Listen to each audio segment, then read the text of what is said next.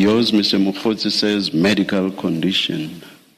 That is what the last one before yours also said, and we had to insist on getting another medical certificate, which then stated what the real condition was. Just saying medical condition, that's useless, and it doesn't assist us. And ordinarily, that's something we just cannot and should not accept. Sudan has accused Ethiopia of allowing drones to be launched from its territory into Sudan to carry out attacks in February and March.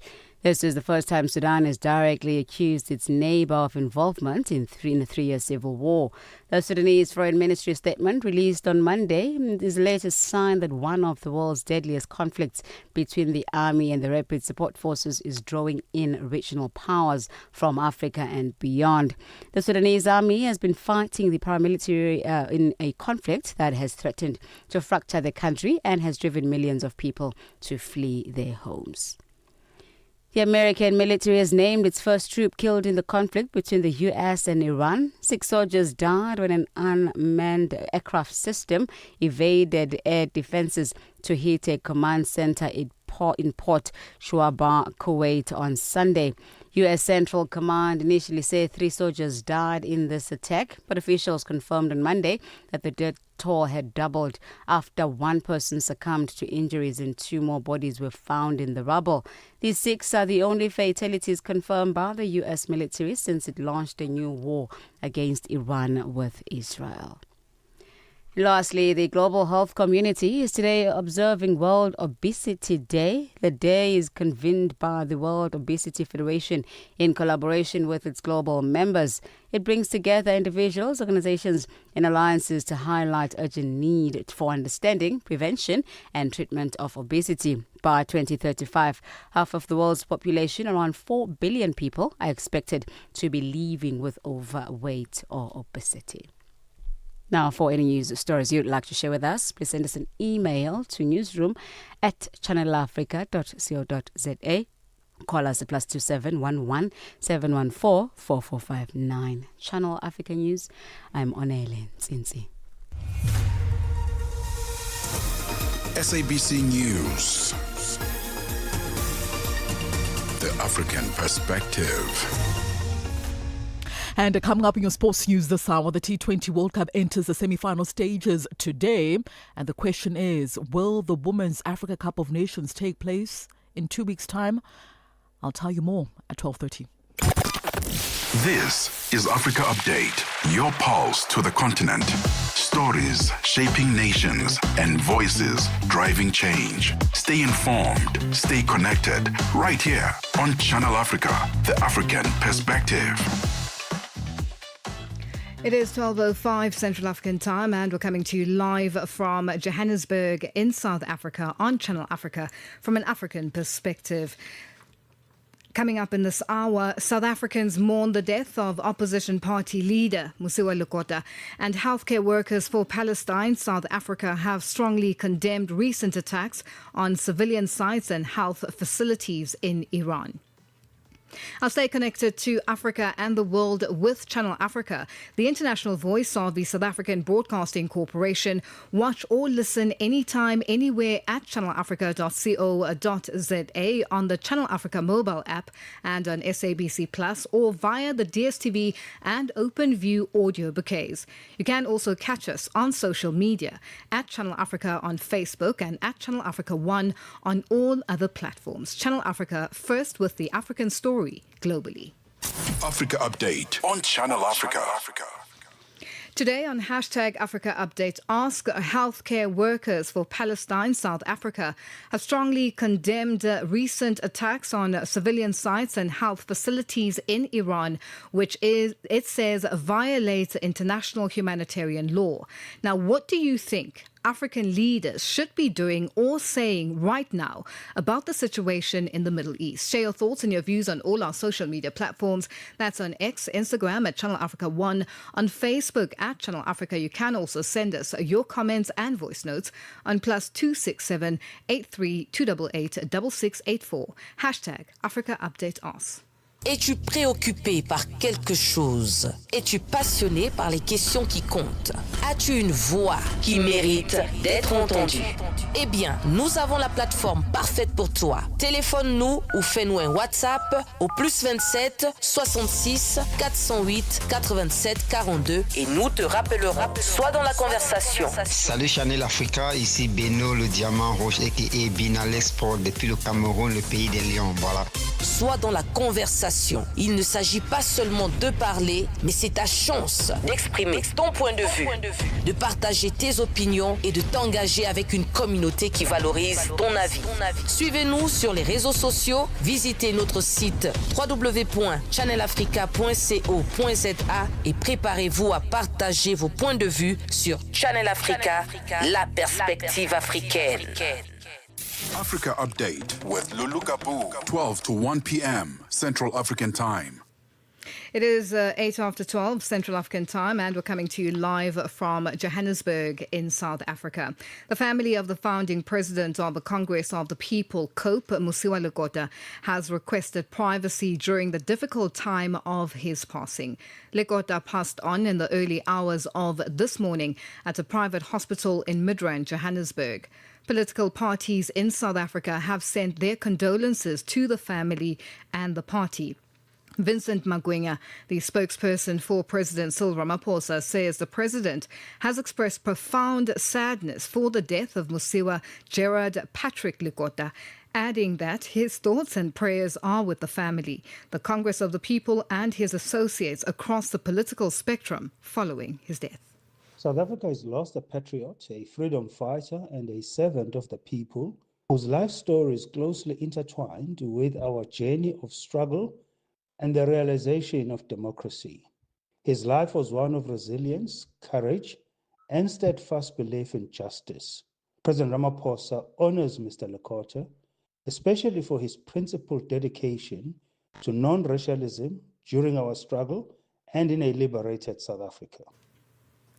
Songezo Zibi, Rise Mzansi's national leader, has described Lekota as a respected leader who lived in service of South Africa. He was fondly and commonly known as Terror, a moniker he gained as a young soccer player.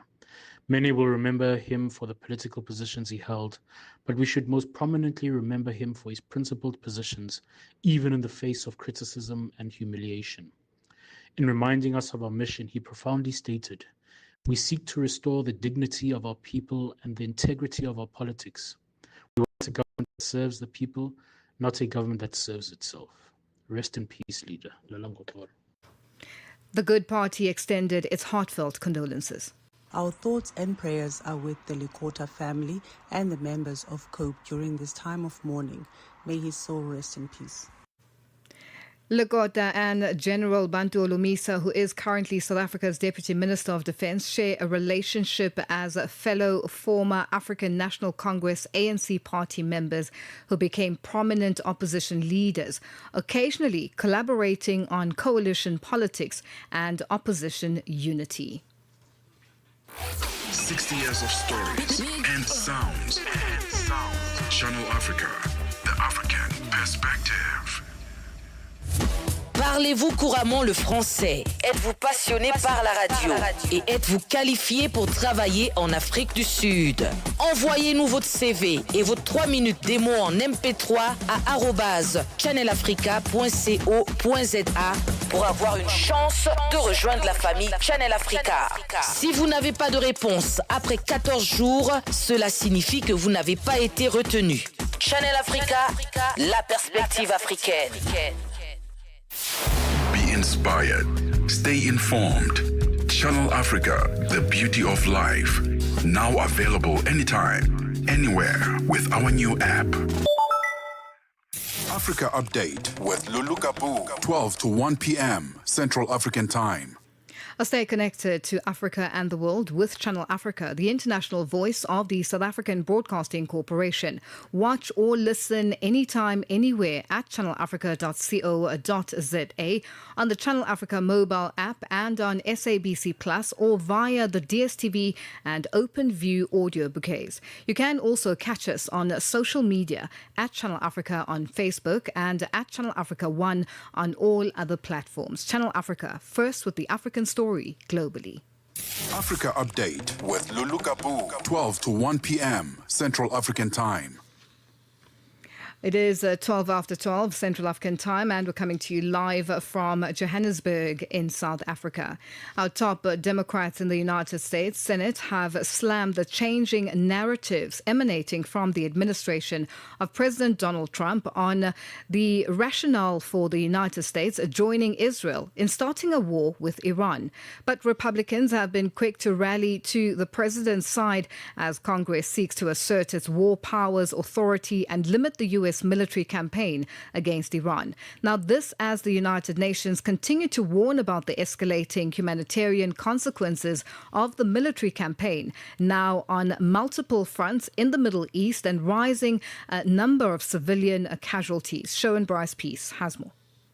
The US President met with German Chancellor Friedrich Merz at the White House as debate around his actions in the Middle East ensues among congressional leaders, ahead of a vote seeking to rein in the military campaign on a resolution expected this week.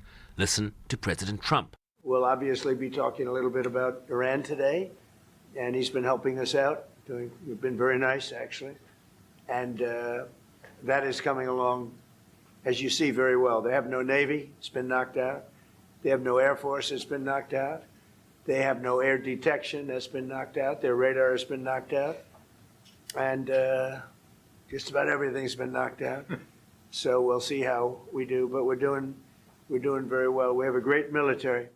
Iran's Revolutionary Guard Corps has warned that it would continue to target all economic centers in the Middle East as it launches reprisal attacks against US interests in the region, while closing the Strait of Hormuz, through which 31% of all seaborne crude oil flows, in addition to some 20% of the world's total liquefied natural gas. And with large tracts of airspace closed in the region, affecting major transport hubs, the economic consequences are likely to have global implications as this war grinds on. Wars without a clear objective do not stay small. As Democrats lead the charge, questioning the shifting rationale provided by the administration to justify U.S. military action, as Democratic leader in the Senate, Chuck Schumer, explained. When the rationale for war keeps shifting, the strategy is missing. And that's because there is no strategy. And when the strategy is missing, the risk grows. 6 American service members are dead. The conflict is widening. The State Department is telling Americans to leave the region. Oil prices have already jumped 7% in just a few days. History teaches us a simple lesson. Wars without a clear objective do not stay small. They get bigger, they get bloodier, they get longer, they get more expensive. This is not a defensive war. This is not a necessary war. This is a war of choice. But the president is not without support, with the majority of Republicans rallying to defend this escalation against a country viewed as playing a destabilizing role in the region and against its own people, amid estimates of tens of thousands killed in recent protests over dire economic conditions in the country. John Barrasso is the Senate Republican whip. The President of the United States took decisive action this weekend to keep America and Americans safe. He did it to stop the #1 state sponsor of terrorism in the world. He did it to forge a path to peace in the Middle East. Operation Epic Fury is one of the boldest military operations in modern history. I support it fully and without reservation. Amid rising displacement and civilian casualties, the UN Secretariat says it's watching events unfold with growing concern, as UN spokesperson Stefan Dujarric explained. We're also witnessing an increasing number of civilian casualties and a severe humanitarian impact on the well-being of people throughout the region. In addition, the continued attacks on energy infrastructure in the Gulf can have a dramatic impact on the global economy, which is still very dependent on fossil fuel. The movement of humanitarian personnel remains restricted. International humanitarian law is non-negotiable. Civilians, including aid workers, must be protected at all times. We and our humanitarian partners are continuing to respond to needs across the region, but unimpeded access, security guarantees, and adequate funding will determine how effectively we can respond.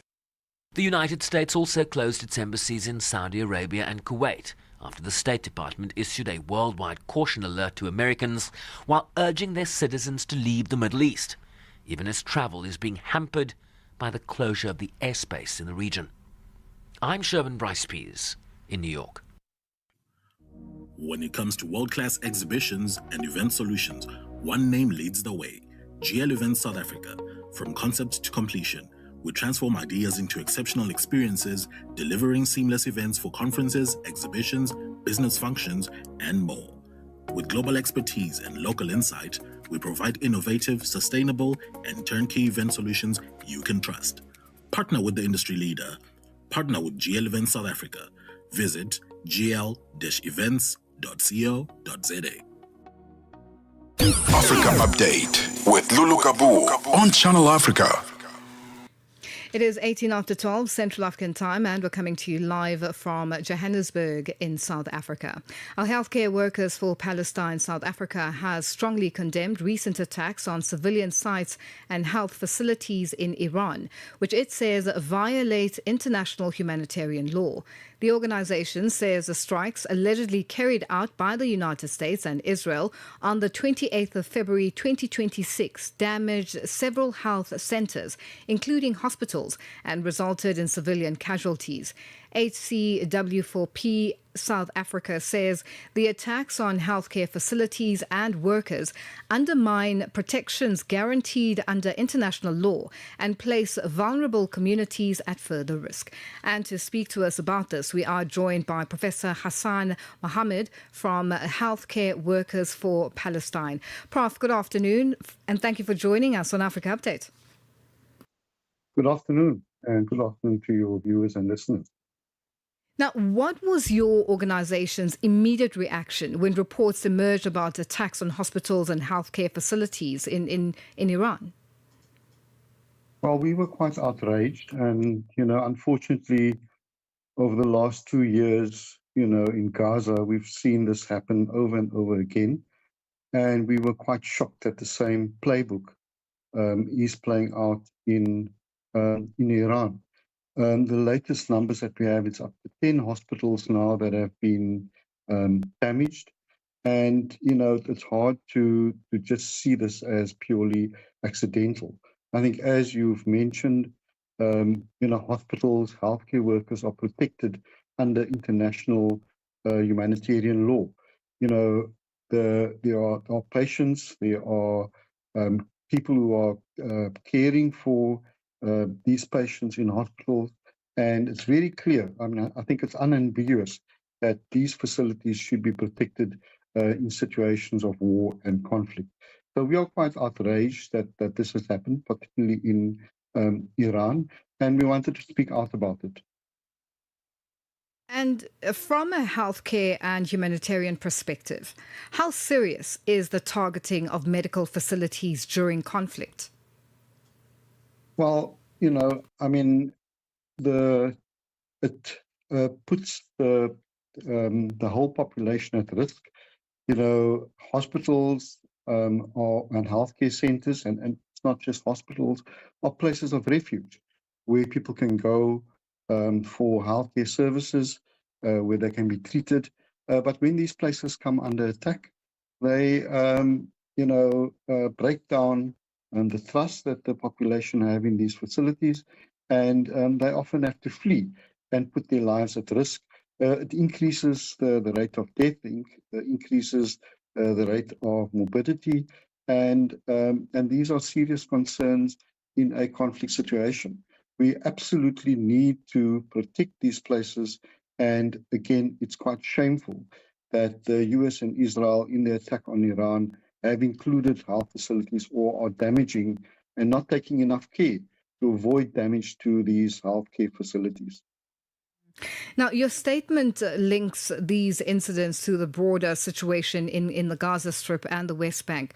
Why is it important for you to highlight these connections? It's very important because, again, these laws and rules have been around for more than 70 years, and they've been put out under the Geneva Conventions. And,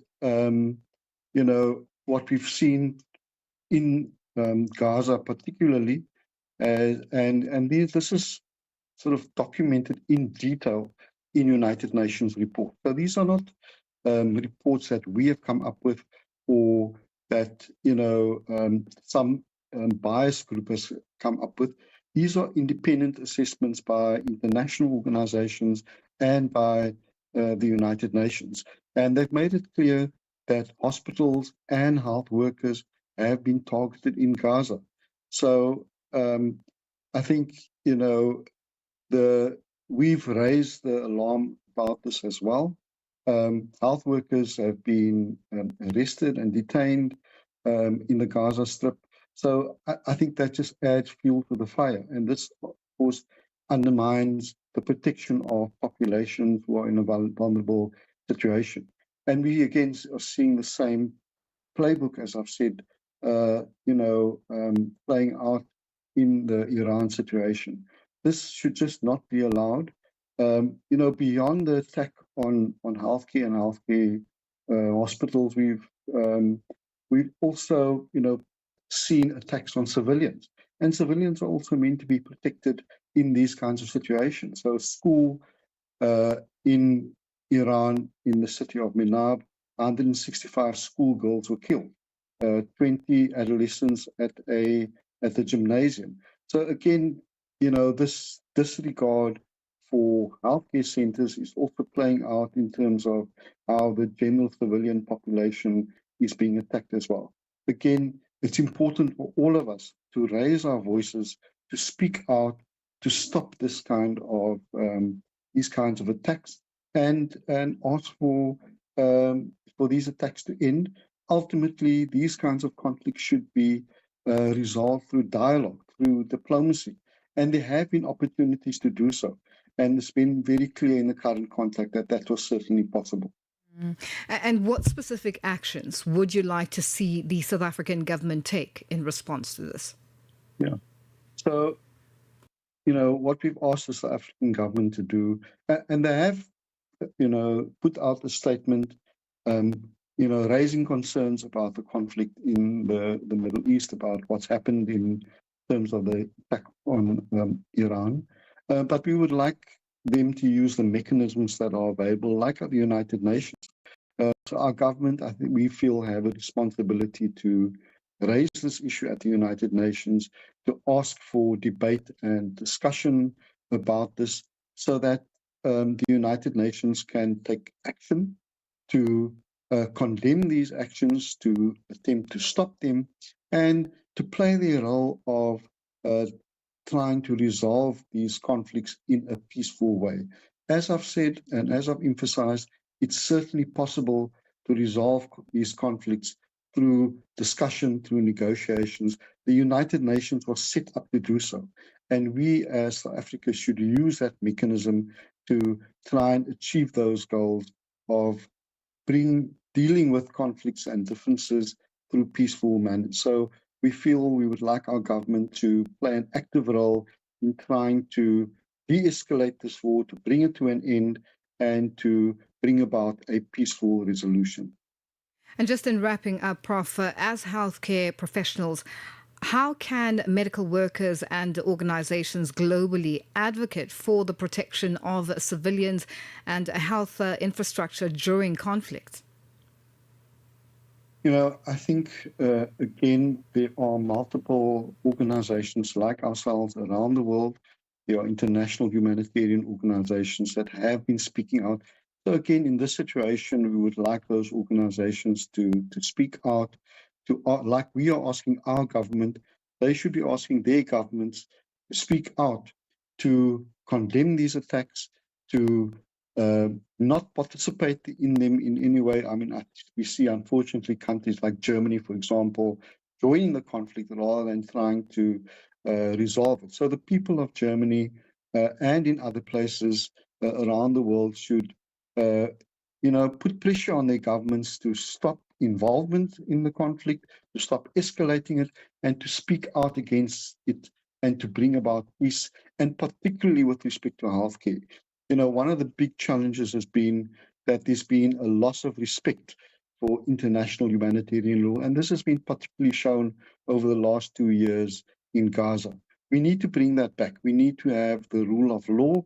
Otherwise, we'll have chaos. We'll have, we'll descend into some form of barbaric society if there are no rules that govern how we conduct ourselves. And those rules should drive us towards peace, peaceful resolution, and in particular, protect the role of healthcare workers and health facilities like hospitals in conflict situation. That's clearly written in law. All of us should ensure, and all around the world, global organizations should fight for the adherence to laws that have been agreed to, that everyone supports. But adherence to them is something that we should be fighting for, and we should be speaking out for as well. Now, Prof, have you been in contact with the South African government just to give them your thoughts and your ideas with regards to them taking on responsibility in terms of ensuring that they approach the UN and there is further discussions and decisions are made going forward? We have shared our statement with the South African government, but I think we will look at following that up with trying to engage with them more actively, speaking to them and to advocate for them to adhere to fight for the adherence to international humanitarian law as a general principle, but also more specifically on our role is focused on healthcare workers and health facilities and health systems. Those systems should be protected in times of conflict. And that, beyond that, we would obviously like our government to try and, work towards peaceful resolution of conflict. So we would want to speak to them about that. So we will follow up the statement that we've issued. We've called on them to take action, to speak out. We will follow that up with further engagements with them. Professor Hassan, thank you so much for joining us on Africa Update. We are going to leave it there for today. Thank you for the opportunity. That's Professor Hassan Mohammed from Healthcare Workers for Palestine, South Africa, joining us on the line. It is 12:30 Central African Time, and our news headlines up next. SABC News. Headlines. The African Perspective. Thank you, Lulu. In a bid to expedite efforts to reduce crime, Ethiopia has officially launched the country's first totally unmanned smart police service. The smart police station is part of a broader move to change how citizens interact with the state. South Africa's President Cyril Ramaphosa has expressed profound sadness at the passing of liberation struggle activist Masiwa Ligota. A close ally of the former President Thabo Mbeki, Ligota served as South Africa's defense minister from 1999 to 2008. And Sri Lanka says it has sent ships and aircrafts to rescue 30 Iranian sailors from a frigate just outside the island's territorial waters. Channel Africa News, I'm Onele Nzinzi. SABC News. Headlines. The African Perspective. Sports on Channel Africa. The African Perspective. It's a very good afternoon from the sports desk. I am Musibu Dimakura with the latest sports news at the Sawa. We'll start with the story. So there has been reports that the 2026 Women's Africa Cup of Nations tournament will be postponed just weeks before the tournament is due to get underway in Morocco. The competition, organised by the Confederation of African Football, has been scheduled to kick off on the 18th of March. However, with less than 3 weeks to go, there are reports that the tournament will be delayed following reported organisational as well as scheduling difficulties. According to reports, the request to postpone the tournament came from the Federation of Morocco, with concerns raised about preparations being completed in time. There has been previous speculation about whether the tournament might be moved to another country, with South Africa mentioned as a possible alternative host nation. However, it now appears the focus is now on rearranging dates rather than relocating the whole competition. At this stage, the Confederation of African Football has not released any official statement or confirmed new dates, leaving participating nations now awaiting further clarification. The late postponement is likely to disrupt preparations for teams who were already deep into their training camps. CAF, meanwhile, will reportedly make the news official in the next coming days as to whether this competition will be postponed or whether another country will take over the hosting rights. Back home now, Mamelodi Sundowns head coach Miguel Cardoso has criticised what he views as the lack of backing from the PSL after the club's request to postpone the upcoming Betway Premiership fixture against Orbit College was declined. So drawing on his time at Esperance de Tunis, Cardoso noted that clubs competing in CAF tournaments were routinely granted domestic fixture breaks to better balance their continental tournaments. I think that is something that PSL should and the federation should understand what is better for South African football regarding how we represent ourselves in the international competitions and how we relate with the national competitions to create more chances for those teams. I just want to remember I was in Tunisia, and where there are Champions League matches, there are no matches of the championship. They just stop the championship. And even between the two matches against Stade Malien, we're going to play also PSL. At the same time, Cardoso is concerned about player welfare. So it's the football we have. Of course, I respect. I'll do my best. I don't complain. I just state the things, and I hope the players will give the answers that we need to give, so that we can be up to the challenges that we have ahead. Of course. On to cricket news now. Unbeaten South Africa continue their quest for a maiden World Cup title in the very first semi-final of the T20 World Cup against New Zealand in Kolkata on Wednesday, with a potential repeat of the 2024 final against India awaiting. Now, should Aidan Markram's side inflict their second defeat of the tournament on New Zealand, they beat them comfortably, by the way, in the group stages. Then a rematch against India for the trophy could be on the cards. Now, Surya Kumar Yadav's defending champions will first have to get past Harry Brooks' England in Mumbai on Thursday, which also is a blockbuster clash that is being talked about excitedly across the cricket-mad city. So action gets underway at 3:30 p.m. Central African time this afternoon, where South Africa are looking for a place in the final of the T20 World Cup. And finally, the countdown has begun to the Laureus World Sports Awards, with the nominations unveiled yesterday for the 2026 edition in Madrid, Spain. So known as the gold standard of supporting excellence, the Laureus will celebrate record breakers, champions, as well as rising stars, with winners chosen by the Laureus World Sports Academy. Now, tennis rivals Carlos Alcaraz as well as Yannick Sinner headline the Sportsman of the Year category after splitting the Grand Slam titles, while PSG's Ousmane Dembele, Paul Vault world record holder Mando Duplantis are also in that category. Tour de France champion Tadej Pogacar as well as seven-time MotoGP king Marc Marquez also feature in this year's awards. The gala will honour the finest athletes and community programs shaping the sport's future. It is 12:36 p.m. Central African time. That concludes your sports news this hour. For any sports stories you'd like to share with us, do send us an email. That's to newsroom@channelafrica.co.za. Call us. The newsroom line is +27 11714 4459. I'm back with more sports news in the next hour. For Channel Africa Sport, I am Mosibudi Makura. Sports on Channel Africa. The African Perspective.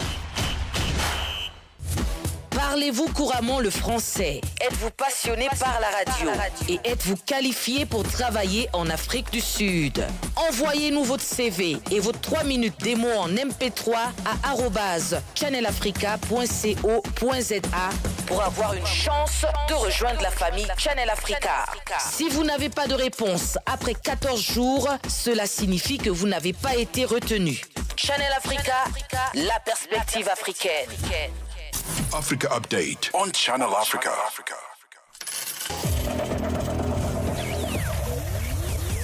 Business news on Channel Africa. The African Perspective. Thank you, Lulu. Good afternoon. The Road Freight Association of South Africa has expressed deep concern on the latest fuel price hike following the escalating violence in the Middle East. The price of both grades of petrol has increased by 20 South African cents a litre, while the price of diesel has increased between 62 cents and 65 cents a litre. The price of Brent stands at $83.44. The RFA's CEO, Kevin Kelly, says that he hopes the violence will end soon so that stability can be restored to the markets. The increase in fuel prices are very unfortunate, given that during 2025 we saw a gradual decrease in fuel prices, which obviously was felt both at the till for consumers in the country and in terms of general economic stability in the country. We saw that the rate of inflation slowed down. Fuel plays a huge role in the general economy and in affecting the basket of goods and inflation. South Africa's trade union Solidarity has condemned Media24's plan to close its City Press newsroom. The group confirmed on Friday that it had initiated a formal consultation process with City Press staff regarding its intention to close the newsroom. The company has cited financial difficulties as the reason for the closure. Solidarity, who represents more than 100 Media24 staff members, says the decision will have far-reaching implications and is questioning management's handling of the situation. Labour Relations Organizer at Solidarity, Johan Roos, says they will engage the media group on alternative solutions. We do have the mandate to represent employees specifically in a Section 189A process or Section 189 process. So we're acting on their behalf, and we're going to consult on their behalf. And the outcomes that we are looking for in this situation, well, it's the best possible outcomes for our members. Obviously, the main goal would be if no employee lost their job. That would be the most preferable outcome for Solidarity. Farmers in South Africa's Limpopo province have expressed various concerns and expectations ahead of Premier Phophi Ramathuba's State of the Province address tomorrow. Farming is a significant contributor to Limpopo's economy, and farmers are seeking innovative ways to enhance productivity and sustainability. They're also calling for initiatives that promote local produce and help farmers access product markets. Two of the farmers in Ramathabata, outside Liboa-Kgomo, say insufficient access to affordable credits and funding for farm inputs and infrastructure remains their challenge. We have 120 people employed in our farm. We are asking the government to support us, specifically within financial help when buying fertilizers. We're trying to give a community job. Able to make it a success, we need support from government side as well. Nigerian President Bola Tinubu has nominated Taiwo Oyedele as Minister of Finance after he led a team to overhaul Nigeria's tax system. Oyedele, previously chair of the Presidential Committee on Fiscal Policy and Tax Reforms, replaces Doris Uzoka Anite, who will be reassigned to the Ministry of Budget and National Planning. In the year 2023, Oyedele said the tax reform was aimed at reducing the number of taxes levied by federal and state governments from more than 60 to fewer than 10, part of changes to make it easier to conduct business and to boost revenue. In other news, the S&P Global Survey shows that South Africa's private sector activity held steady in February, with the Purchasing Managers Index holding at 50.0 for the second straight month. While output was stable, however, total sales volumes dipped, prompting firms to reduce order backlogs to sustain activity levels. Employment saw a positive turn, with firms increasing staffing numbers after a slight reduction in the previous period. Now let's have a look at financial indicators at this hour. $1 in Nigeria is 1,000 naira 373, Botswana 13 pula 17, Kenya the dollar is 128 shilling 241, Zambia 19 kwacha 140. BRICS countries, $1 in Brazil is at 5 real 22, Russia 77 rubles 509, India 91 rupee 95, China 6 yuan 90, South Africa 16 rand 34 cents. $1 is 74 pence to the British pound, 85 to the euro. Commodities, gold is trading at $5,157, platinum at $2,125 per ounce, the price of Brent crude oil at $82.63 a barrel. That is all for now. For any business stories you'd like to share with us, please send us an email to newsroom@channelafrica.co.za, or you can call us on +27 11714 4459. For Channel Africa Business, I am Chanduko Ligege.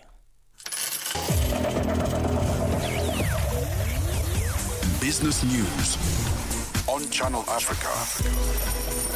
The African perspective. Your window to the continent and beyond. Africa Update. Only on Channel Africa. Channel Africa. The African perspective.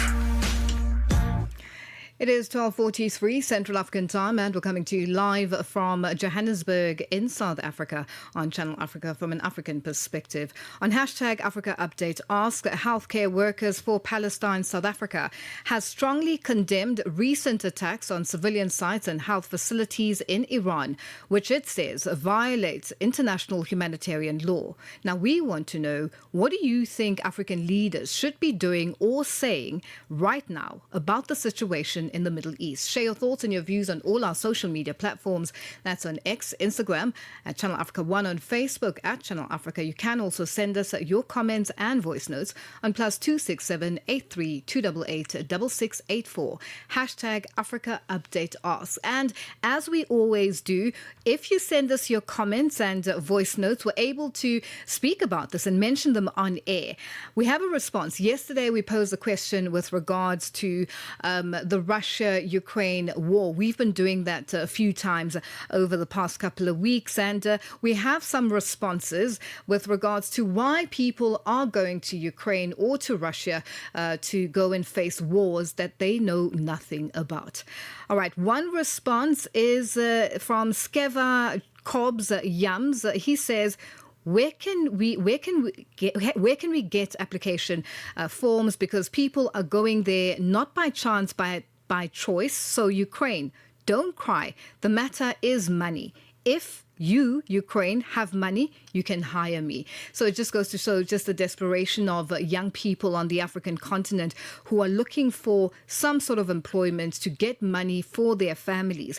We also have a response from Strange Vastra, who says, we are Russian citizens. And then also Afanas A. Musa says, you up. And then Davidson Wyson says, I don't know if there is any Malawans there, but if yes, Russia is not doing good to use innocent people to fight for them. I'm David Wyson from Lilongwe, Malawi, Simalambo village. And these are just some of the people who sent their comments and voice notes on all our social media platforms. And you will definitely hear your comments being read live on air. So continue with us on all our social media platforms. Africa Update, your daily dose of African insights with Lulu Gaboo on Channel Africa. It is 12:45 Central African time, and we're coming to you live from Johannesburg in South Africa. Our two media freedom organizations, Moxie Africa, formerly Media Monitoring Africa, and the Campaign for Free Expression, have intervened in a High Court case challenging automatic publication bans on reporting sexual offences and extortion cases. The groups argue the bans are unconstitutional, citing restrictions on media freedom and survivor autonomy. South Africa's Minister of Justice has withdrawn opposition, leaving the court to decide the matter. The organizations are seeking to have the provisions declared invalid, allowing for more open reporting and protecting complainants' rights. And for more on this, we are joined on the line by Executive Director of Campaign for Free Expression, Nicole Fritz. Nicole, good afternoon, and thank you for joining us on Africa Update. Good afternoon. Thanks for having me on your show, and good afternoon to all the listeners. Now, what specific constitutional rights do you believe the automatic publication bans infringe, and why do you consider the current provisions unconstitutional? Well, we maintain that these provisions, which limit publication of information relating to a case involving sexual offences or extortion, from the time that the charge is made, put to the accused until the time that the accused pleads, which may, and we've seen this in several instances before the court, it may be a duration of several years. It means a prohibition on publication of any information relating to the case for that duration. And this is a protection that applies only in respect of sexual offences and extortion and doesn't apply to other crimes. So in the case of murder or assault with intent to do grievous bodily harm, you do not have a automatic blanket publication ban relating to the case. And we maintain that this publication ban, while we recognize that there are going to be instances in which one wants to keep the identity specifically of a complainant shielded from the public, but this treatment of these offences in a way that we don't treat other offences is both a violation of the right to free expression and media freedom and of the public's right to know and receive information and to scrutinise the administration of justice, but it is also a violation of, we say, the right to equality and dignity, because that publication ban also works incredible harm in respect of complainants who themselves may want to disclose facts about these cases that are not only prevented from doing so, but potentially criminalized from doing so. And these, generally the victims of these crimes, sexual offences, are women. And again, sort of differently from victims of other crimes who are free to speak and to disclose their experiences, the complainants in these cases are prohibited from doing so. And are you seeking complete removal of the bans or amendments to make them more flexible? And do you believe the court should balance media freedom with the protection of complainants? No, exactly. So this is a delicate balancing exercise, which we are, asking the court to engage in. We recognise that there are going to be circumstances in which it is important to protect the identity of the complainants, and there may be cases in which it is important that there be protection extended to other aspects of the crime. But in these types of offences, and again, specifically in respect of extortion, which often involves the abuse of public power, there is a right of the public to know, to understand how these crimes are being processed, how they're being overseen by the criminal justice system. And that balancing exercise is best undertaken by Parliament, by the legislature. So what we're asking here, the remedy that we're asking the court, is to say that as currently written, these provisions are unconstitutional and should be struck down. In terms of our law, in terms of the Constitution, in order for such a finding to have legal force, it has to be confirmed by the Constitutional Court. So even if we get the ruling that we want from the High Court now, it will have to go to the Constitutional Court for confirmation. But that Parliament then should engage in this careful balancing exercise, which it has done in other circumstances. So in respect of children, for instance, where children are involved in crimes, whether as victims or the complainants or the accused, there are much more narrowly tailored bans in respect of disclosure of identifying information about them. not the type of blanket ban that we see here in respect of sexual offences and extortion. And how do the current publication bans limit survivor autonomy? And also, what safeguards should be in place to ensure complainants are not exposed to harm?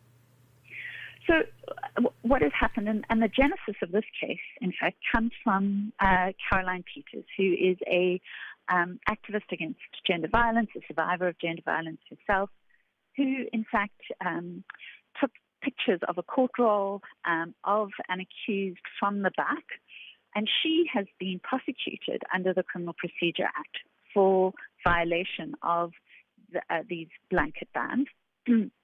And again, I mean, this specific example makes it clear she did this with the agreement, the consent of the specific complainant in this case, that the complainant should have the right, the discretion to make her story public.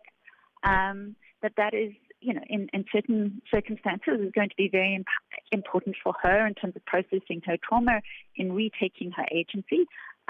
We think about the famous case, Giselle Pellico's case in France, right? This idea that shame must change sides in respect of sexual violence. And so the survivors of sexual violence must have the agency to be able to speak about their case when they wish to do so. We recognize, of course, that there are going to be circumstances in which they don't wish to do so.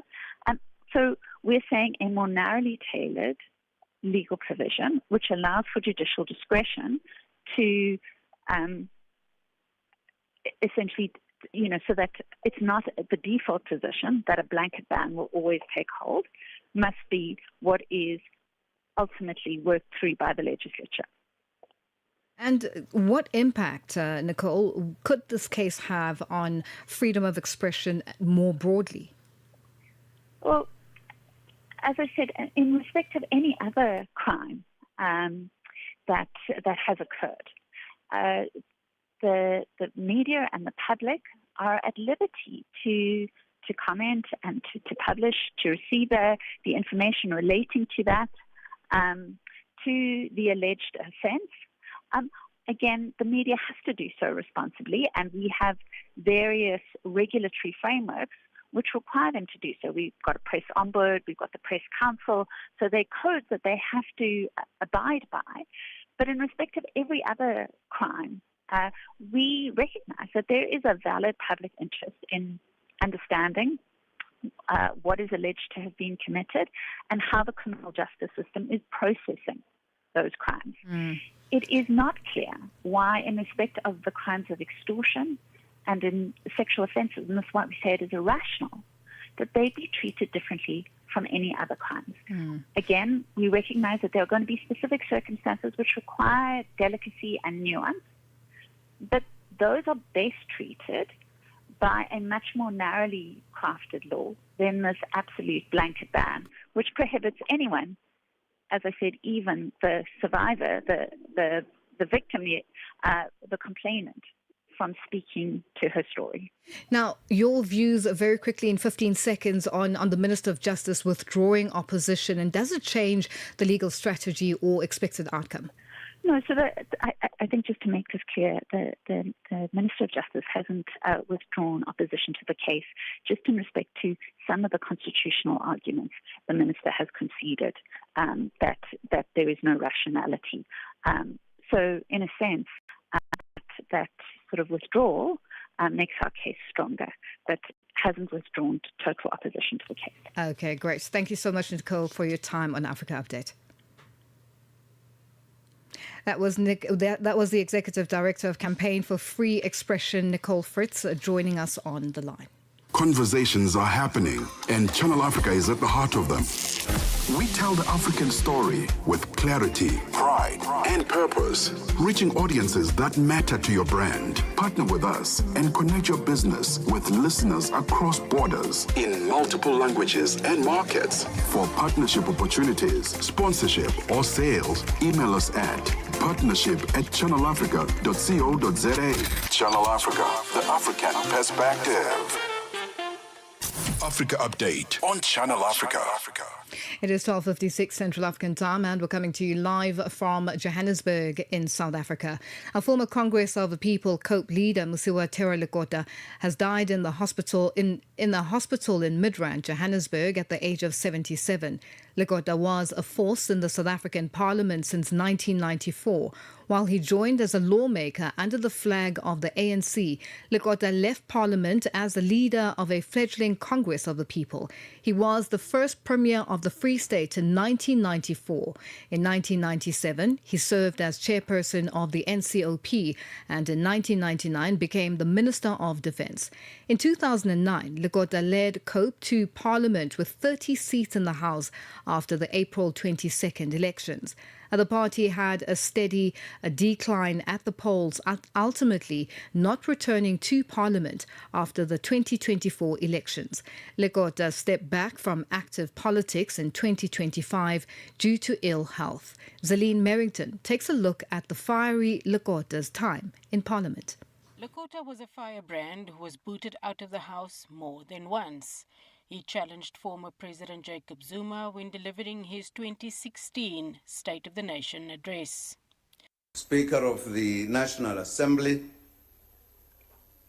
Chairperson of the National Council of Provinces, Madam Speaker, Deputy Speaker of the National Assembly, on a point of order, and Madam Speaker. Deputy Chairperson On a point of order, of the Madam NCOP. Speaker. The Honourable President has already admitted before our nation in the Constitutional Court that he broke his oath of office. No, I must say this. He broke his oath of office. He broke his oath of office. He is no longer honourable. He is not Honourable Lekota. A state. Honourable Lekota. No, Honourable Lekota, that's not a point of order. 3 years later, an invitation to join President Cyril Ramaphosa on a trip was rejected during a debate of the State of the Nation address, with Lekota alleging that Ramaphosa chose to report his peers to the security branch. That was the time the choices were made. I made my choice to go down with our people. You made your choice to go with them. Now you are inviting us to join you in the corruption of Bosasa, in the corruption of all of these things you've been doing with the others. I'm sorry to say, I will stay with the people in Khayelitsha, in Chiawelo and Soweto and so on. The day we get out of there, it will not be to go to the flesh path of Egypt. It will be to go with our people when freedom is there for everybody. Lekota is described as a passionate politician who didn't waver to speak up. We cannot keep quiet when Honorable Malema, who's not here this morning, stands on platforms and swear at some of the sections of the population. And that was the voice of the late COPE leader and veteran member of Parliament, Musiwa Lekota, ending that report by Zaline Merrington at Parliament. And that's how we wrap Africa Update today. It's been a good day. Let's continue with us on all our social media platforms, and let's do this again tomorrow. Bye-bye. 6 decades of rhythm, resonance, and relevance. We are Channel Africa, the African perspective. SABC News, the African perspective. Thank you, Lulu. In a bid to expedite efforts to reduce crime, Ethiopia has officially launched the country's first totally unmanned smart police service. The smart police station is part of a broader move to change how citizens interact with the state. The national strategy launched last year, known as Digital Ethiopia 2030, is the government's blueprint for digitizing public services from identity systems and payments to courts and public administration. There is no front desk, no bench of anxiously waiting civilians, no officers calling out names, a large monitor on the wall cycle through welcome messages, as well as images of the Prime Minister Abiy Ahmed at the entrance. South Africa's former Minister of International Relations and Cooperation, Naledi Pandor, has thrown her weight behind President Cyril Ramaphosa's call for restraint amid escalating tension in Iran. Pandor was speaking to Channel Africa at a two-day national conference on human rights, border management and responsible migration that is being hosted by the South African Human Rights Commission in Johannesburg. Pandor also criticized what she described as breaches of international law and the undermining of the United Nations Charter.